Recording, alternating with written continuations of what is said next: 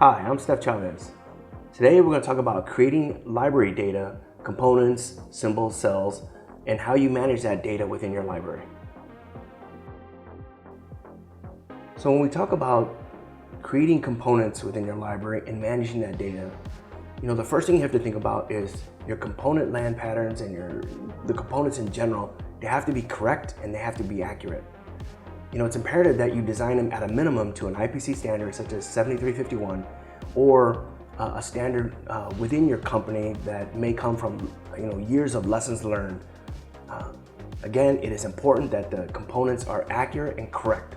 The second thing that comes to mind when you talk about the components in your library is how you manage that data. It's imperative that you do manage the data so that way you're not potentially reusing components that have errors in them. And that way you can manage the data so you know which components are used where. So if there's any obsolete issues that you got to deal with and a component needs to change, or in the evolution when you're getting feedback from manufacturing to improve the quality of your design within the footprint or the land pattern within your design data. If library component data is not managed properly, the increased potential for errors to exist or to be replicated increases dramatically. It's imperative that you manage the data properly and you control the data so that way you know what's used, where it's used, and what it's used on. The industry best practice for creating library parts and managing it is to establish a process within your company or your ecosystem. Then, when you create your parts, you want to either create it using industry standards at a minimum, such as IPC 7351, or by utilizing homegrown lessons learned that are proven to have success downstream, that is in collaboration with your CCA assembly house.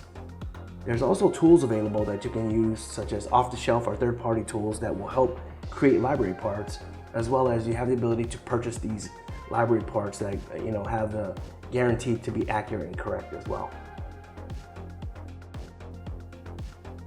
Proper library management and component creation is very important and has a high value return if you do it correctly and you manage it correctly.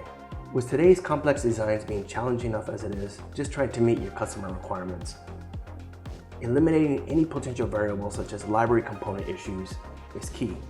The goal is to try to make everything as correct as possible and accurate as possible, so that way your end product has a higher potential for success and there are less processes or less issues downstream in manufacturing or assembly. The evolution of creating and managing your library data has come a long way. Today we have the ability to use automated tools to help us create these library parts, as well as we have the opportunity to use third-party tools that can also aid in building these library parts, as well as you have the ability to purchase these parts from a third-party vendor where you can simply send in your BOM and then within a few hours or a few days you'll get library parts sent back to you that are guaranteed and backing by their accuracy and correctness. Thanks for tuning in. I hope you now have a better understanding of the value of managing and creating component data within your library.